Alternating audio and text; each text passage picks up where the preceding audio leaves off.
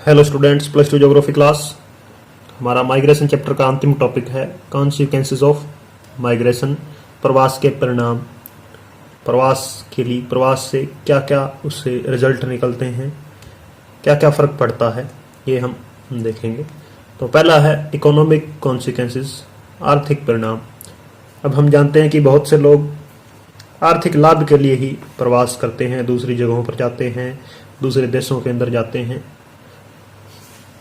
तो देश से बाहर जाने वाले जो माइग्रेंट्स हैं वे अधिक धन कमाते हैं वहाँ और अपने परिवारों को आर्थिक सहायता वे भेजते हैं। तो जो विदेशी करेंसी भारत के अंदर आती है उसे हम क्या कहते हैं, रेमिटेंस, या हिंदी के अंदर हुंडियाँ उनको कहते हैं। तो ये जो अंतर्राष्ट्रीय माइग्रेंट्स द्वारा भेजी गई हुंडियाँ विदेशी विनिमय के प्रमुख स्रोतों में से एक है। विश्व बैंक की जो पुस्तिका है, हुंडी तथ्य पुस्तिका, फैक्ट बुक है, जो उसमें जो 2008 के अंदर प्रकाशन हुआ, उसके अंदर 2007 साल के अंदर भारत ने 27 बिलियन यूएस डॉलर यानी अमेरिकी डॉलर प्राप्त किए थे। और भारत के अंदर पंजाब, केरल, तमिलनाडु जैसे राज्यों से ज़्यादा लोग क्या हैं, विदेश गए हुए हैं। तो वहाँ से ये हुंडियाँ भेजते हैं अपने परिवारों को, एक महत्वपूर्ण राशि है वो। लेकिन भारत के अंदर भी जो आंतरिक प्रवास होता है, लोग बड़े शहरों की ओर जाते हैं, ये भी अपने घरों के अंदर जो पैसा भेजते हैं ये भी बहुत महत्वपूर्ण है। सभी कार्य गांव के लोग इससे करते हैं। तो ये जो पैसा है ये क्या जीवनदायिनी रक्त का काम करता है, जो गरीब गांवों की अर्थव्यवस्था है उनके लिए। इसके अतिरिक्त पंजाब, हरियाणा, पश्चिमी उत्तर प्रदेश के अंदर हरित क्रांति हुई है, उसके कारण भी बहुत से लोग कृषि मजदूर इन राज्यों के अंदर आते हैं।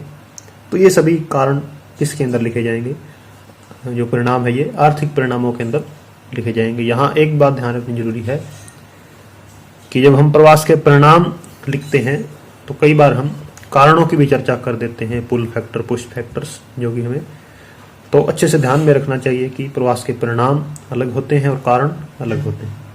दूसरा है डेमोग्राफिक कॉन्सिक्वेंसेस, जनांकीय परिणाम। प्रवास से देश के अंदर जनसंख्या का जो वितरण है, पॉपुलेशन का कंपोजिशन है, वो बिगड़ जाता है, इम्बैलेंस हो जाता है। क्योंकि ग्रामीण इलाकों से जो युवा हैं, जो स्किल्ड हैं, उनमें से अच्छे पढ़े लिखे हैं, ये नगरों की ओर जाते हैं।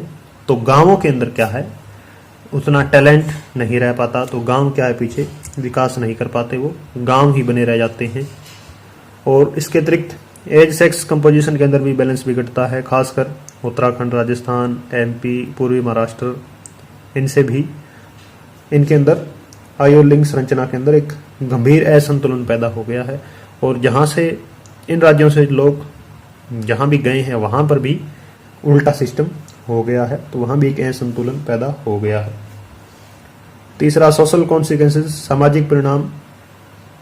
ये एक अच्छा परिणाम है, क्योंकि एक तो जब गांव के लोग शहरों की ओर जाते हैं, शहरों से जब कभी वापस अपने घर आते हैं तो नए आइडियाज़ का क्या है, इंटरचेंज हो जाता है, नए विचार आते हैं, नई टेक्नोलॉजी आती है, परिवार नियोजन क्या होता है, बालिका शिक्षा क्या है, ये सब वे वहाँ सीखते हैं शहरों के अंदर, उनको फिर वो गाँवों के अंदर अप्लाई करते हैं।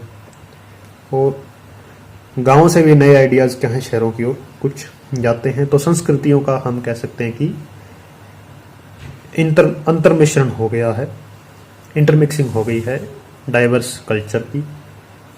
कुछ एक नेगेटिव इफेक्ट्स भी हैं इसके, कि कई लोग शहरों के अंदर जाकर गुमनाम जीवन जीते हैं, तो उन्हें सोशली एक हम कहें कि स्पेस खाली हो जाते हैं वो, तो लोगों को अपराध या हम कहें कि उन्हें ड्रग्स लेने पर मजबूर हो जाते हैं। तो ये उनके नेगेटिव परिणाम है। एनवायरमेंटल कॉन्सिक्वेंसेस के अंदर, पर्यावरणीय परिणाम के अंदर, बड़ी संख्या के अंदर लोग भारत में ग्रामीण से नगरीय इलाकों के प्रवास करते हैं, जिससे नगरों के अंदर भीड़ भाड़ बढ़ जाती है। उससे जो उनका ढांचा है, इंफ्रास्ट्रक्चर है, वो बिगड़ जाता है।